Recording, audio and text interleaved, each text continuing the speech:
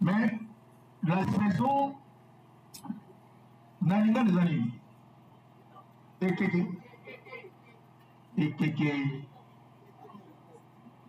Mikolo. Eleko. Ok. Et on peut dire, et on époque, Eleko, il y a un mot. Bon, saison. Nous avons expliqué un peu rapidement. Est-ce qu'on peut nous lire la parole de Dieu? Ça va, mon frère? Ok. Maintenant, Marc, chapitre 11, verset 12, qui na 14, si maman quitta na 20. Marc, chapitre 11, verset 12 à 14, p 20. Totali na kombo na Yesu. Vous avez sima ya mokolo moko ntango balongwa na Betani, Yesu abandi koyoka nzala. Luba Yesu okinza. Luba Yesu okinza.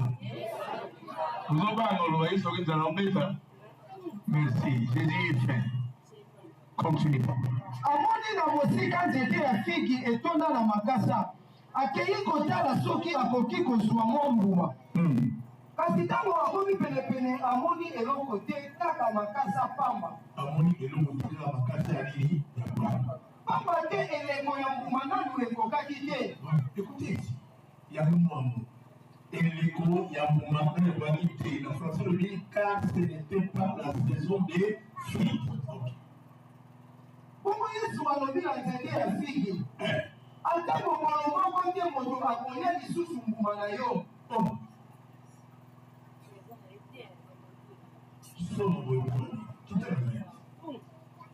Ntango etali ntango bazalaki koleka lisusu na nzela, bamoni nzete ya figi ekauki ntina misisa.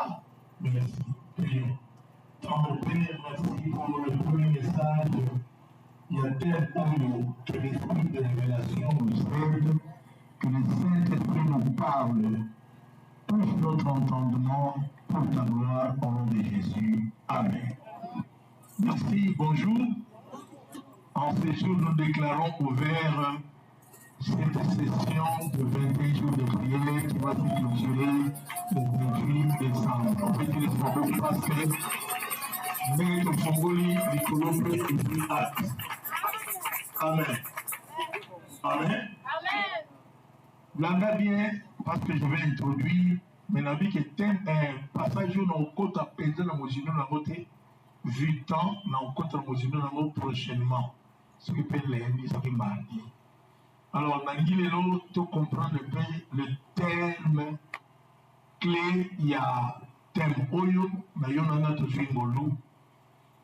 Oui, tu belle basana, n'a pas monté. Quand il a monté, mais il a élevé. On se rend compte qu'on tourne sur son comprendre.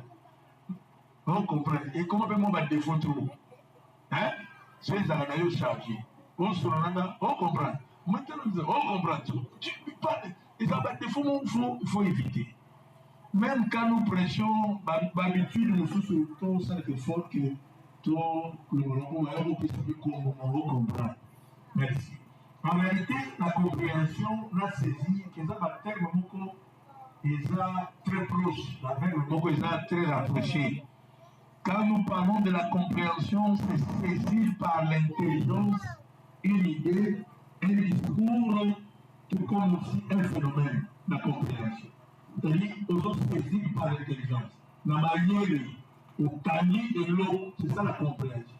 Parce qu'au tani sur l'eau, si on veut comprendre la beauté, c'est au tani à beauté. Donc, on a vu que ça va faire le mot que ça va proche. Saisir et d'aller, la facilité, c'est capturer, c'est attraper. Na sens, c'est d'aller construire, pour simba, na logo, prendre rapidement par la main. C'est ça, c'est dire. Et ça fait attraper, capturer. Ok. Alors, quand on a compréhension, ou le verbe comprendre, et c'est-à-dire, et nous comme ça, kangana maïe naïe, na l'issosoli naïe, et l'oko maloba tolikanisi. Amen. Je pense que c'est clair. Alors, maintenant, la saison, et ça va former à compréhension. Raison pour laquelle l'Afrique,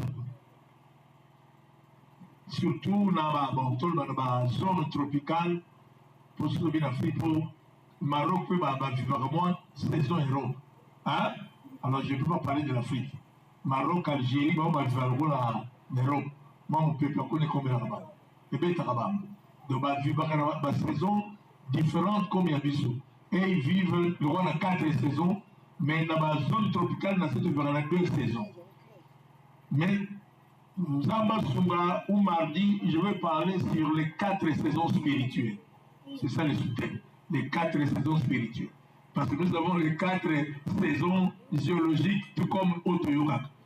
Mais, Balinami, tant qu'on parlait sur la saison est époque, est année, ou est mais dans terme facile, il y a terme, la saison, c'est une période particulière de la vie. Dans terme de la vie. Période particulière de la vie. Donc, on peut s'exemple. Il y a un frère que je connais ici, qui priait ici, Azana 2 mapang moi li kulukuna. Dans tous les millions, sont mapang moi ndévini. À son mapang au camp. Parce que saison a y a. Tant plus il y a un temps pour pleurer, il y a un temps pour rire. C'est qu'on nous parle de saison.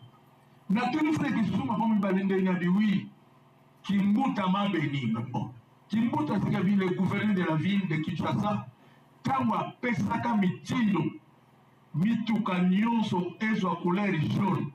Nga en tant que peintre ya mituka, c'est là où nazwaka ba marché ba bus, ba 207 na ba voiture, na engagé ba petit de tout sala mbongo. Et mbongo wana ya mweseli naso ba mapam bibale. Nga yo comprendre que nzamba simbaka batu moko boy po saison na yo eya. Na yo biso pe lelo toute personne qui est ici à sa saison ou à ses saisons. Amen. Il y a autant de comprendre et saisir, ne pas comprendre la saison, on saisit le pays à moitié. Si on a passé ton temps avec l'expliquer au prochain, mais je vais introduire par qui dans la version de la si on a mon colalino. Et nous, que c'est là, Balbani, c'est le boulier. Hier soir, Tamboula, comme il m'a détaillé, à mon initiative.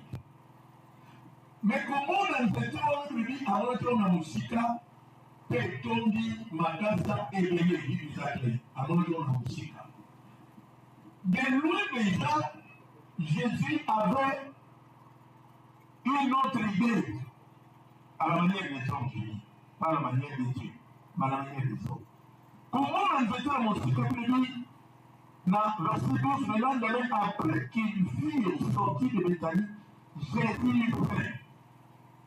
Et quand on a fait, on a besoin de quoi? De manger. Là où on a Matthieu 4 et 2, il dit, après avoir gêné et prié pendant 40 jours, il dit frère. Les hommes avec ce que le vieil pas dire ça. Et nous, nous avons compliqué. Nous allons sur les bons moyens dans la glandiété ma vie. Ça, c'est un peu compliqué aussi, à manière des hommes. Nous allons aller pour me calmer que ma vie. Ok. Il y a quelqu'un? C'est dans la saison là. Ok. Là, nous bien, frère. Parce que nous vivons dans la 4e saison.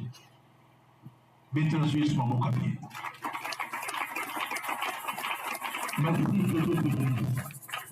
Apercevons de loin un figuier, dans mon cas, qui avait des faits. Nous étions les amis dans ma casa ébélés. Mais quel que soit ébélé à ma casa, bien soit pour ça, il alla voir. Pas pour ça, il peut me parce que on dit qu'on percevoir, n'avoir, et ça, la différence. Qu'on percevoir, et ça, dans la musique. Parce que l'année, ils sont dans la vie, et ça, dans la musique, et ça, dans la musique, la vie. Magambo, dans la musique, et on dans la confusion. Pour omona makambo musika ezala na confusion que faut que les vers yamu. Nzamba c'est notre grâce vie chrétienne na yo et de la vie à vision et de la vie qu'il y a perception.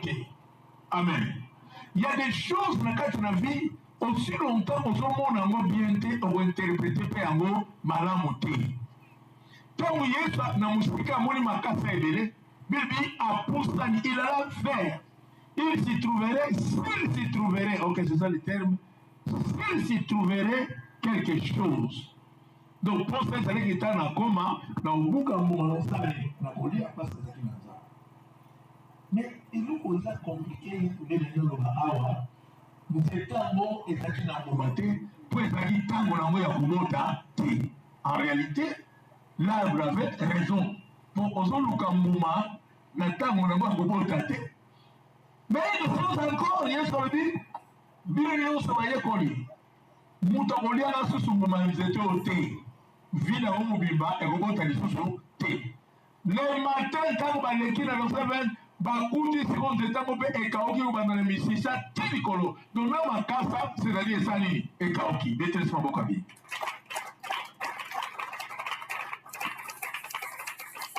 la canisse pour parenthèse pour dire qu'il a qui la faute à l'arbre ou à Jésus qui a condamné l'arbre n'a vu la canisse parenthèse mais l'inflation quand elle est au et ça n'a pas nous ensemble belé.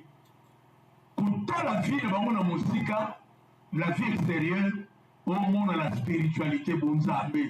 Mais on zamba c'est la 4 en moto. Et ça dit. On l'a dit bien. On l'a dit bien. Alors, il faut tout faire attention parce que même quand nous prions, les rites, la cérémonie, pour être dans la 4 en culte, et qu'on peut impressionner. Mais pour faire un zambé, ça, on est impressionné, pour faire un zambé, ça, on est obligé à la 4. Même si on est sur la guerre, on avait parce qu'il y avait l'hypocrisie. Parce que ma casa wana kotala, elle a dit que Boumego Zambati. Pourquoi Jésus a condamné le figuier? C'est parce que ça ne veut pas dire que c'était écouté dans la saison, écouté dans la saison. Mais la saison au lieu ebota et profita qui dans la saison en côté. Et ce sont les malades. Et profita qui dans la saison en côté. Dieu est juste, Jésus est juste avant condamné sans que Azan a raison. Donc par exemple, Zetango est comme un masse, mais il va dire Moubaté, en avril, par une main, il va dire Moubaté, si vous marquez ça, et vous bibisaka le rôle que Mboumezali, mais Mboumezan en côté. Les loups peuvent en bébé. Balingami ndena solo bawa même mbula lelo et pour la biso betozawa et ça quoi nzambe pe alingi tout démontrer notre foi mutu nyosa tena penser na yeke makambo alele za ponanga quel que soit mbula motema ezangi pata pusa tika nzamba lola apambola nzamba lola akanisa yo nzamba lola amona yo nzamba bikamwa apambola yo pona bolingo na yo kupusa na kati na esika oyo. Est-ce que vous pouvez dire la Bible vous fera jusqu'au prochain. Bataille dans la deuxième verset. Psaume chapitre 1, verset 1 à 3.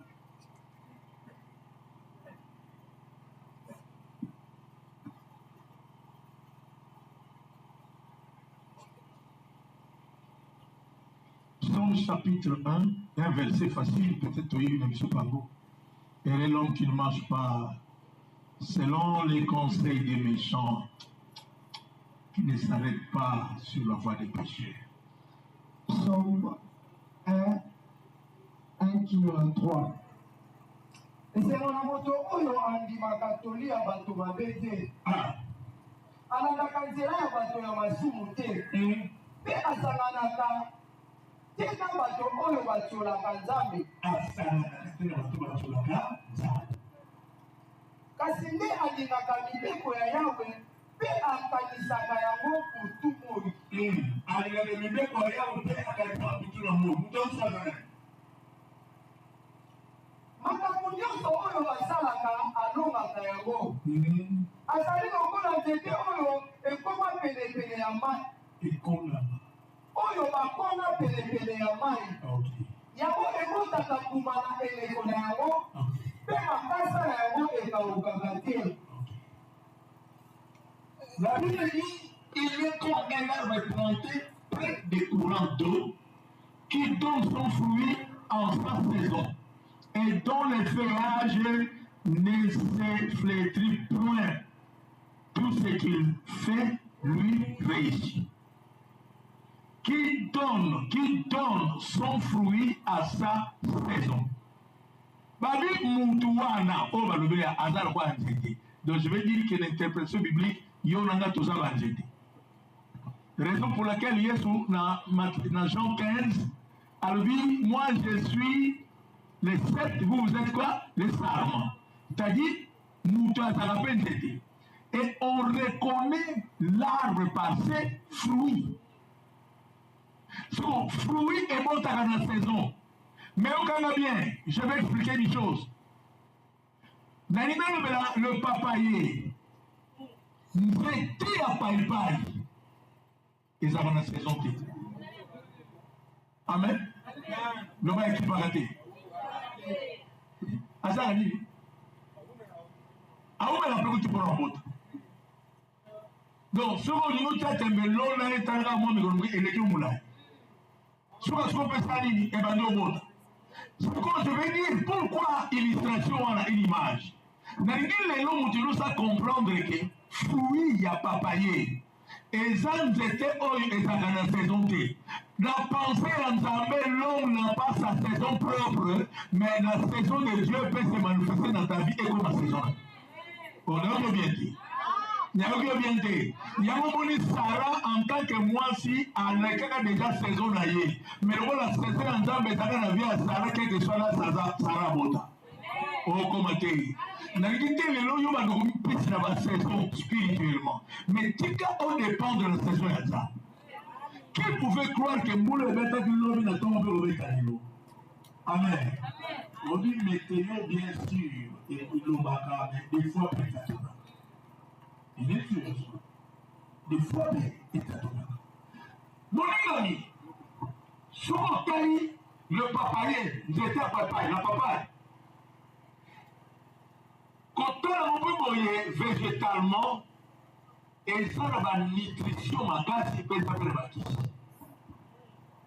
Vous comprenez que pour ça, pas on est en mort et on tombe en zolo, mais quand on vous met les mains en mort, et puis ici. C'est difficile à comprendre. Moumalango, parmi ceux qui sont liés en mort, et ça dit, et on m'a mis les pieds dans ton ganzout. N'arrive pas à comprendre que quand nous sommes là, banzete, a tiapé bolamu na vie à notre cadre banzete. Et une chose que tu dois comprendre, tout ce qui est médecine est dépendant de la banzete. Que ceux qui bolamu est dans le cadre banzete, on s'en là, pourquoi pas bolamu et ensemble est dans le cadre de notre cadre banzete? Nous l'avons tous envoyé par moi. Pourquoi pas? Nzambe atia bolamu koleko ataka transité. Parce que dans l'arbre, dans le fruit, il y a des choses qu'on Nzambe comme bénédiction à vie. Bible Bible, et l'homme qui ne marche pas selon les conseils des méchants. Et le Bosso.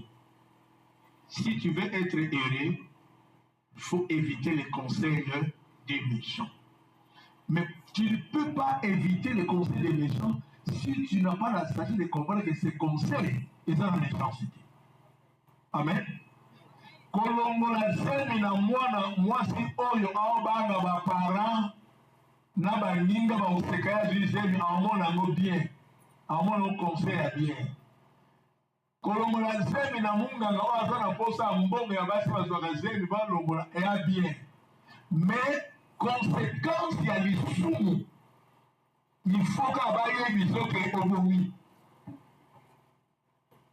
Il y a quelqu'un qui comprend. Et conseil nyonso ezalaka bon conseil.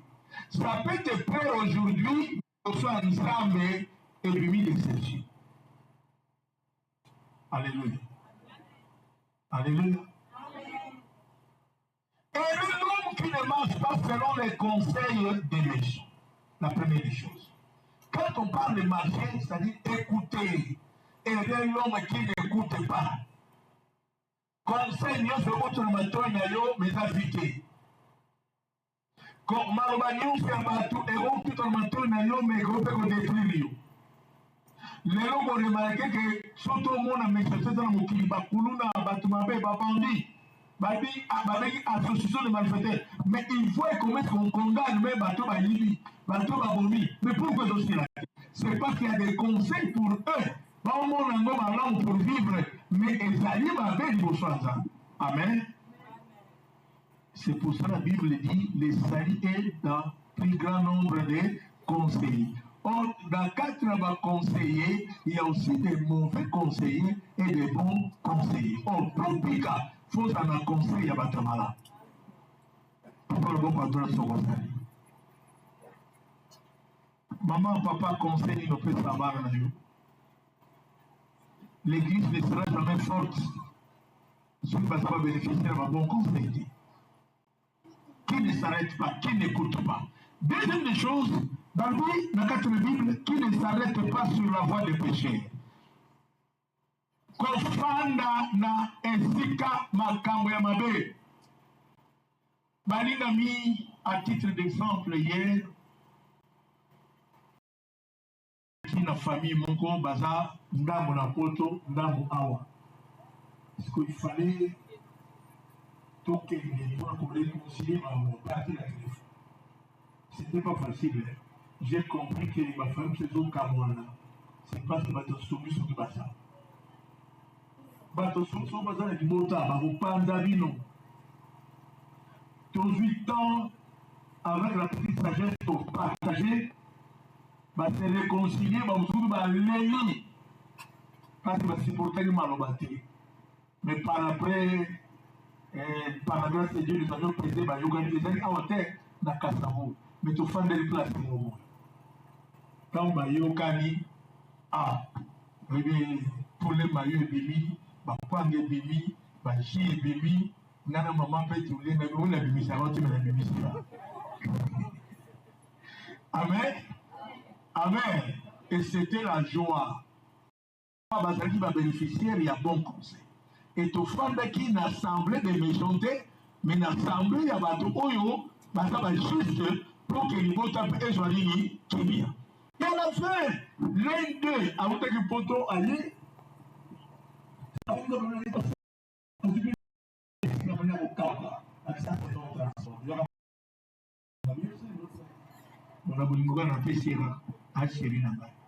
amen. Ok, est-ce que dans l'autre région d'autres?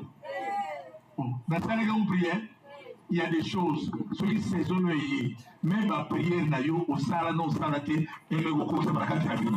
Raison pour laquelle la Bible dit Dieu agit au-delà de ce que nous pensons et ce que nous demandons.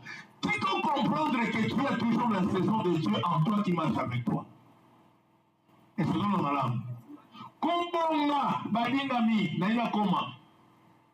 Et ça, il y a beaucoup d'efforts. Mais ça, il faut comprendre la volonté de Dieu.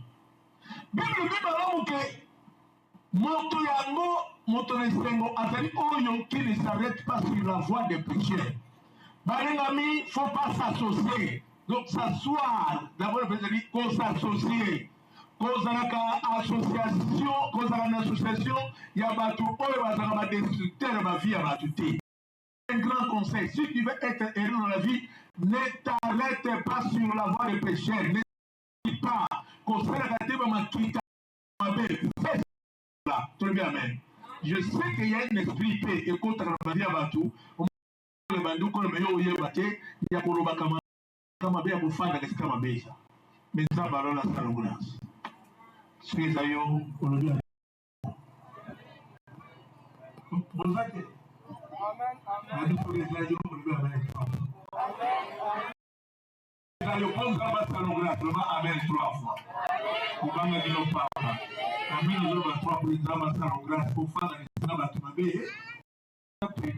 Merci.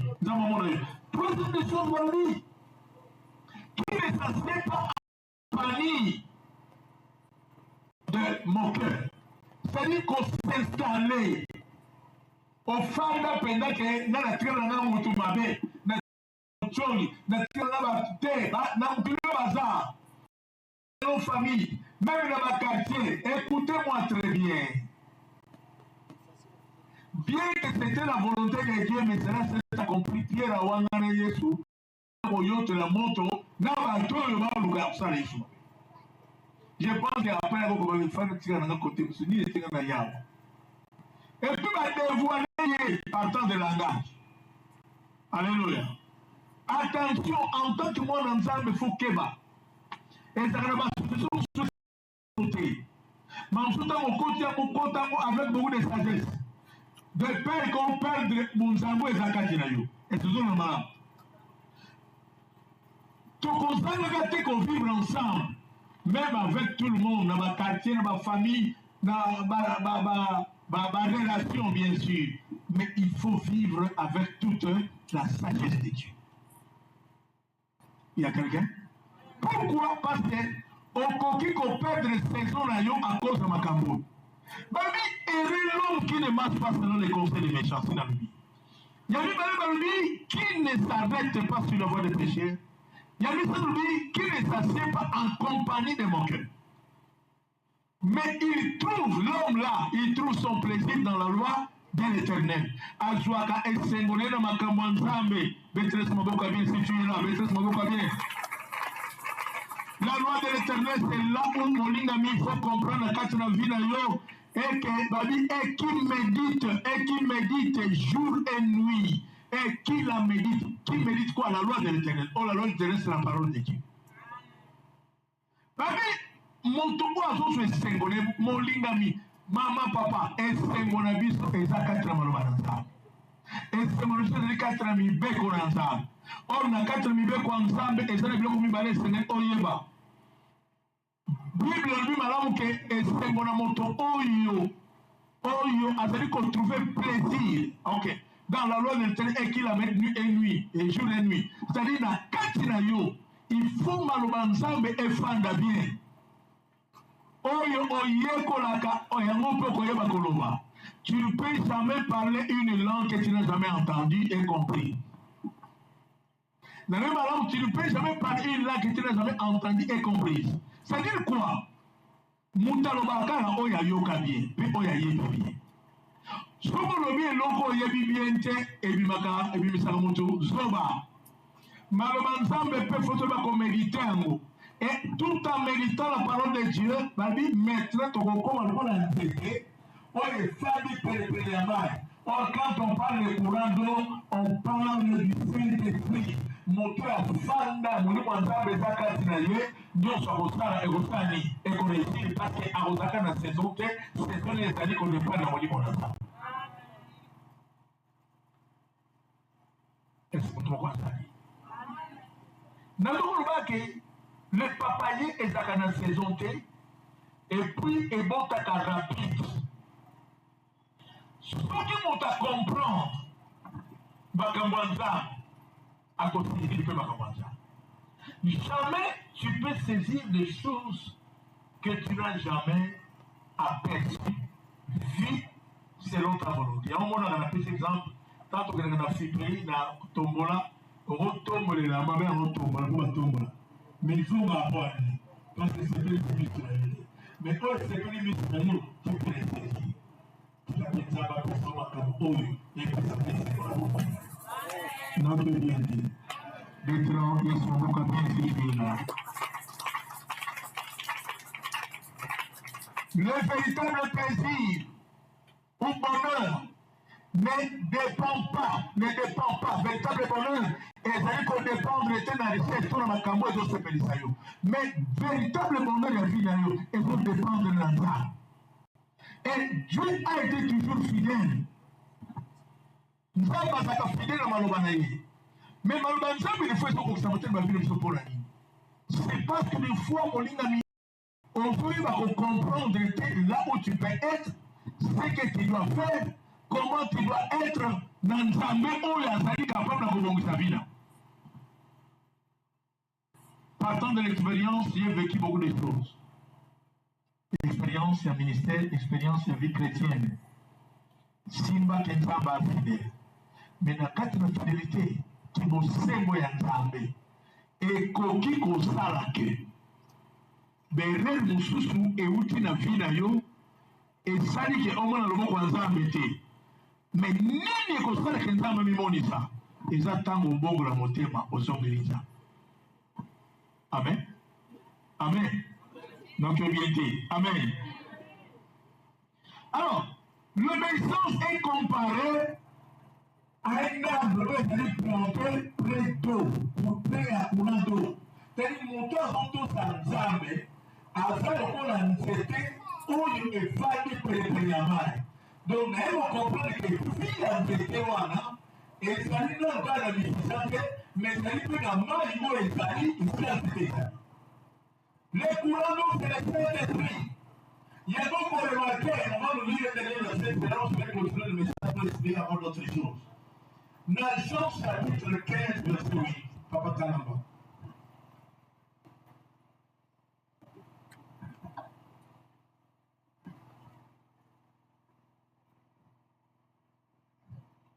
Jean 15, 8.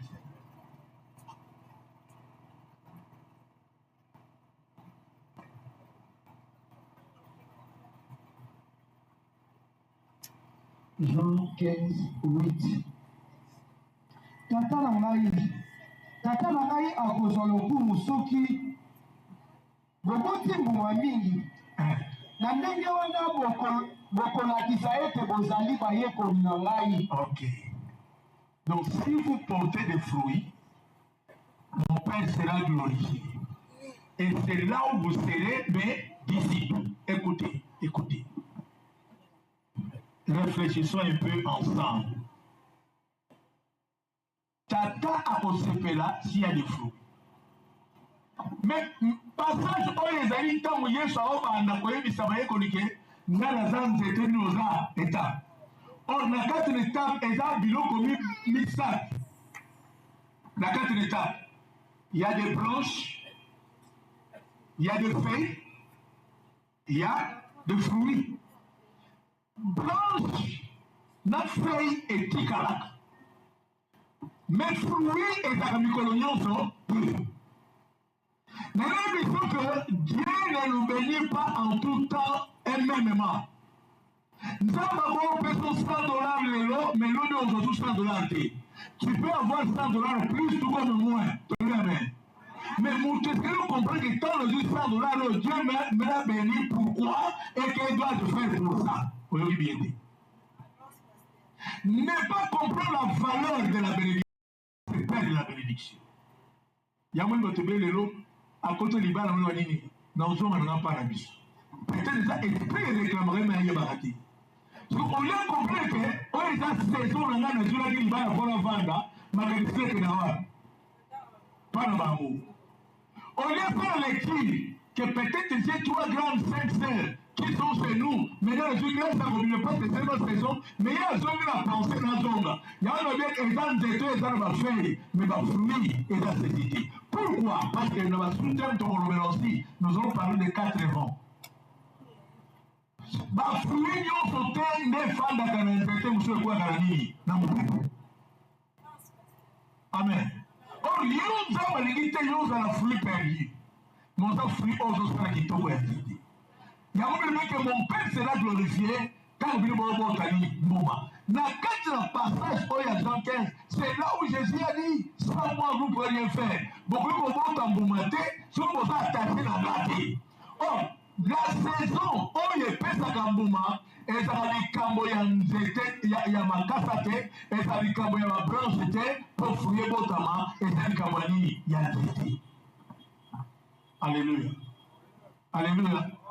Combien de personnes sont beaucoup plus au présent, mais ils ne pensent pas au futur? N'allez expliquer. Nous croyons que ce qu'on a lié, on a tourné dans la vie. Mais tu vois, ça se fait, on a bien. Mais attention, le futur nous réserve des surprises, en bien tout comme en mal. La Bible ne dit pas que demain nous allons faire ça et ça. Dites-le si Dieu le fait. Il y a beaucoup de gens ils profitent de l'opportunité, mais ils ne pensent pas dans la futurité. Nous ne marchons pas par la vue, mais par la foi. Il y a encore un résultat sur la vision. Parce que pourquoi jamais qu'on saisit si tu n'as pas la vision? Pour saisir la chose, il faut voir la chose. Ce que va te mener, la vie ne va pas l'obité. Mais ceux qui Moïse a dit comme il m'a dit au pharaon, pas vraiment dans l'obité, dans la promesse ensemble et Zakati. Quand on a un roi, c'est pas facile. Vous avez bien. Mais on a un Obama. Parce que sommes la gloire d'ensemble. Que Ngai, nazali mwana waka maka na mai. Mwana oyo soki nzambe tene na vivate. Molingami, n'a pas dit que tu ne peux pas être un vrai adorateur si tu n'as jamais pensé là où je dis ta vie. Oui. Pourquoi il s'agit beaucoup de ça? Mais ma camo imite au instant la carte de vie. Il y a un moment qui nous a basé dans la combo. Mais tu vas péter ma combo par rapport à la réalité. Comment mon gars va péter la Moïse, comme la gage Jésus. Je vais faire, je vais gérer ça. Tout le monde va comprendre que Dieu est un. Amen. Amen. Et quand il s'est présenté, je suis le Dieu qui guérit toute maladie. Jésus ne peut jamais manquer. Parce qu'il est le Dieu de tous les temps, tout le présent, il est là. Mais le futur, il le prépare dans le présent. Ne comprenez de quoi? Moi aussi, maman, papa. Tant au temps du verset où il y a Jean 15. Yesu solo malamu que tata ngai alingi boboto mbebele ya kokumisama. Et c'est là vous serez réellement mes disciples. Or, Moutou a médité la loi de l'Éternel. C'est celui-là qui est un bon disciple de Jésus. Donc, ça lui trop spécifique dans la vie. Maman, ça fait comment on met service côté. Alléluia. Alléluia. Zamena kanisa, zamena babula. Zamena babula. Enfant, c'était quoi le nom de Amadi? Oyo, Mbuma, Estere, et mort en la saison. Et puis encore, nous, Rosani, et Colisi. Colisi, tout le monde a vie. Mais la mission des enfants, tu as Zambété. Zamba Zaka dans les eaux. Tu dois comprendre que nous sommes à quel moment la Boudimanza à sa saison. Lobi Zamba Sunga, je vais expliquer les 4 saisons. Une petite question, Gloria. Ici, nous avons des saisons. Saison sèche, la saison de pluie. Sans hypocrisie. Ça va clair. Dans la des saisons, saison mieux à l'aise. Dans mon moto, saison sèche. Saison sèche. De bonnes raisons, ça va bien dans la saison. Saison sèche. Dans ma ligne. Ok. Papa, il y a une saison à l'aise. Sèche. Bon aussi. Saison sèche. Dominique. Ah. Ok. Yes, c'est vrai. Ça, il y a une raison, là. Nous sommes là pour nous mettre. Nous sommes si vous voyez que saison de pluie, il y a une salle à Ketolia. Amen. Paul, il y a une année. Ok. Bon, nous sommes en privé, nous avons raison. Nous avons raison parce que Awa est aux autres. Je vais lire la saison. 16. Ma béton il a dit. Bon, oui.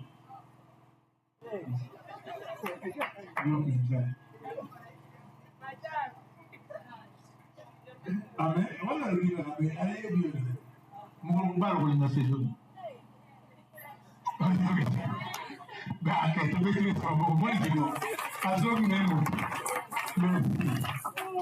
Bon, mais Dieu, quand on va faire ma saison à Yéba, parce que question langage, pas je parle de la saison.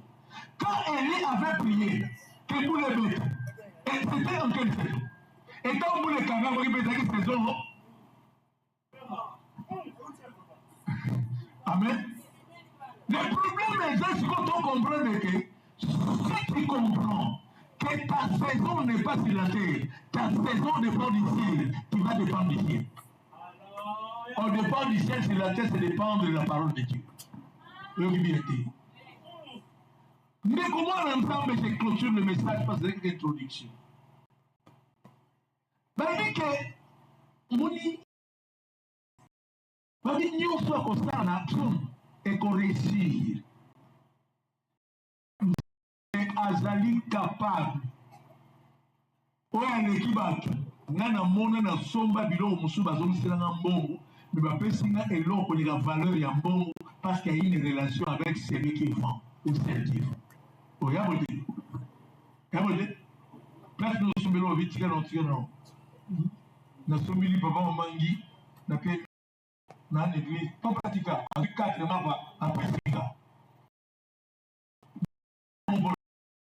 Parce qu'il y a une relation où est affectée. Surtout pour ça, la relation madame Nanzam. La relation où il y a Nanzam, où il y a un sarment, il y a une certaine étape, et vous savez que ma famille là, et que ma famille là, et vous allez tout la catégorie. N'allez pas comment les Nzamba ça en est pour la biso. Mais biso ni tout le monde a Nzamba des fois qui biso. Comprends maintenant. Le ciel ne dépend pas de la terre, mais la terre dépend du ciel. Quand le Seigneur me fait les montagnes d'où il est secours, il ne faut pas la montagne comme ça, mais avant qu'on voit que les gens baissent, avant que les courants vont bas. Peut-être en son nom bas, ma mère s'allait, et le salon. Peut-être qu'on va mettre son salon.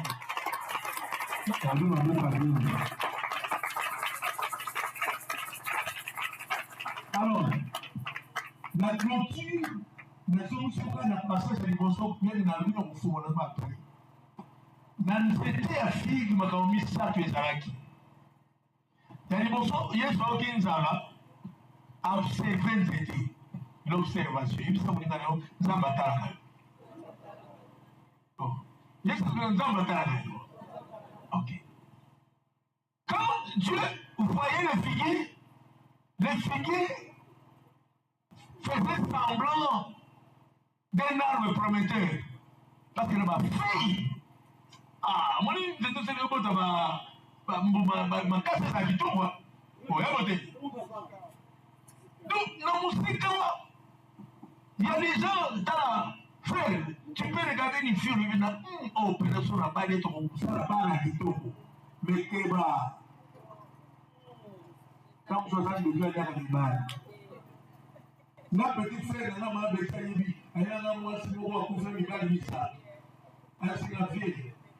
Yo sabe la joie. Ne fais bima. Moi, je sans prière bima. Quand je suis combattu tous à moi. Toi, il y a eu fait belle bissa. Moi, tu comprends. Mi balai tout le basudi. Et vous, bissa. Non, vous avez 50 années. Yo kendaka bikendaka avec ta foi. Okuta na mutu mmoja azala na morgue kuna ya dans salle de mort. Frère, attention, ma soeur, attention. Tout ce qui vit n'est pas l'or. Il y a des choses qui sont prometteuses, mais non pas la vie. L'arbre aussi est un arbre prometteur. Partant, il y a un truc qui soit poussant là. Pour la musique, que là, je peux trouver des fruits. L'observation. Pour ceci, il faut bien l'observer. Si tu observes, tu comprendras que Awa n'a mis comme ça, Awa n'a zéla, Awa n'a qu'un été. Est-ce que c'est le cas? Faut que tu aies bien proposé au bal. Pour que tu aies un autre pour continuer la musique. Au moins, nous sommes j'ai vu un frère la joue Moussa avec sa papa, place à bien, société à bien, banque à bien. Directeur de l'Ingami, quand il y a eu un salaire, papa, tu vas dire ça va. Donc, on s'en va lui-même. Donc, comment moi, je suis là-bas. Mon pari, à l'Ingami. Vous lui bien dit, mon pari, à l'Ingami. Avec yo comme nan. Frère, yo pour un bon $2000 on dit maga au passer à Oyebati.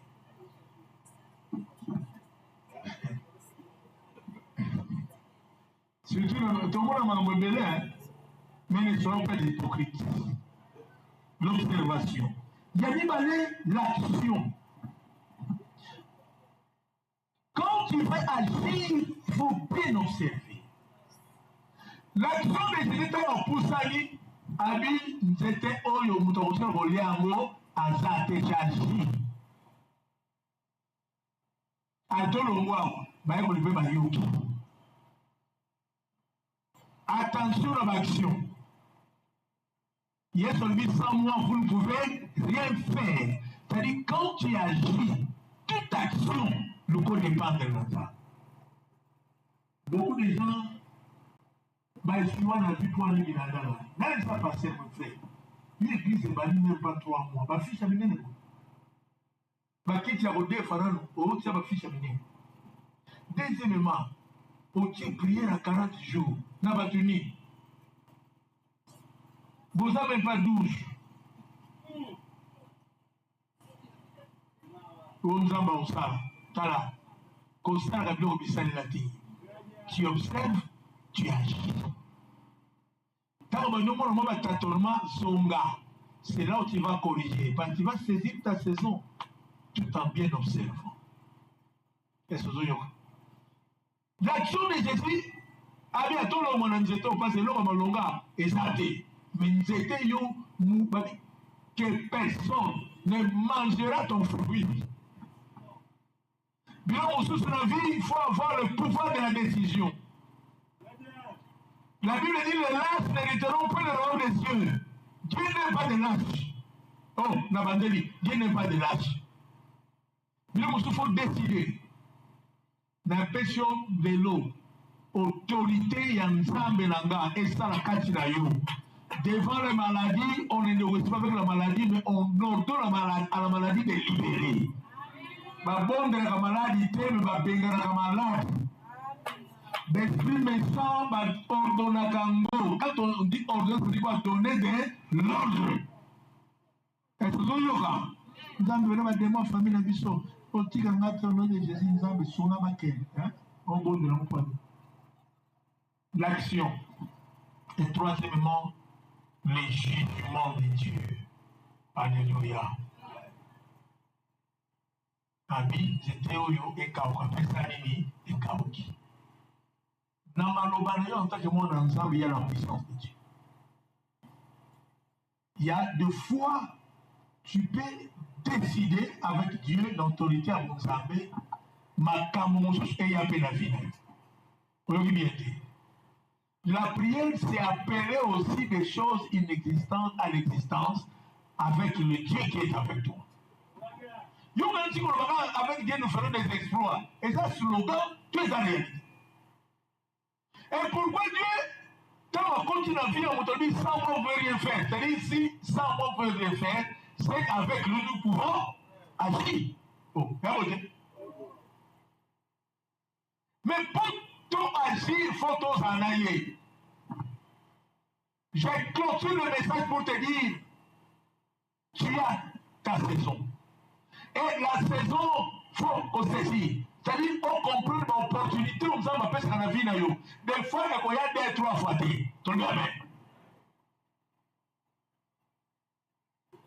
On dit combien de personnes ont été dans la jeunesse dans Bambou. Si on a le les balles, il y a sauté.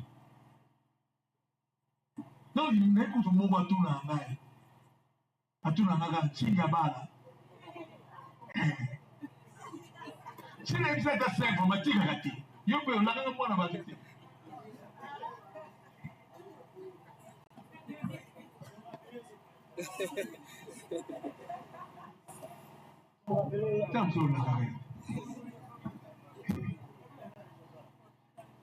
Il peut être en train de faire des choses. Non, mon enfant, tu n'es pas pour te dire, polygamy. Nous avons mais si vous comprenez le mouvement de Zabeti, pensez à la langue.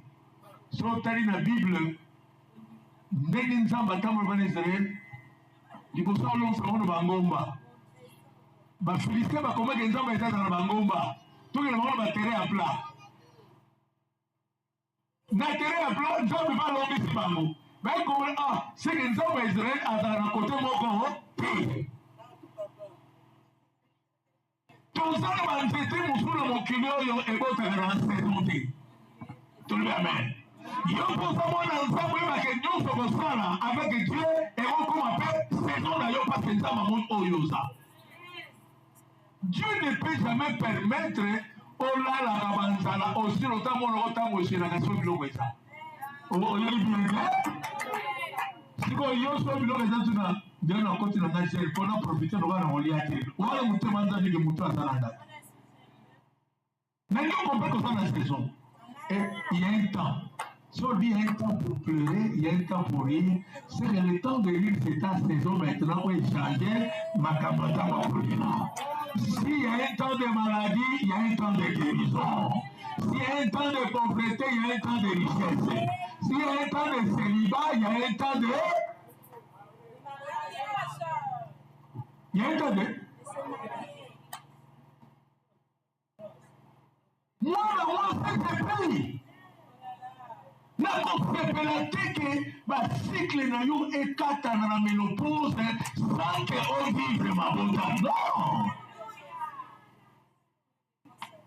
nzambe apesa temps ya cycle mais c'est un temps de fécondité na bakala kwa mokolo il y a beaucoup de femmes dans le mariage aoluka bana na hiyo période na hii mukolo kanga bana nde mukolo oswalisa mubana comment se dire tu n'as pas la compréhension de la saison oyo la vérité ne pas comprendre la saison c'est se perdre oyebi ke oyo temps na nga nayamba il se met olobana te fana na ndenge nango bena fana na ndenge na ngai après moi prochain bango youth faut visiter ta saison faut le mosusu kelele ezalanga na nzambe faut saison meke mbula ezosila bote ezalanga na nzambe faut seke saison na nga soki ye fo na simba parce que nalekisi yango motu mosusu aza te apart ngai ma saison c'est ma saison obina mingi saison na ngai ezala nini na banzembo mais tikovivre saison que Dieu bénisse maintenant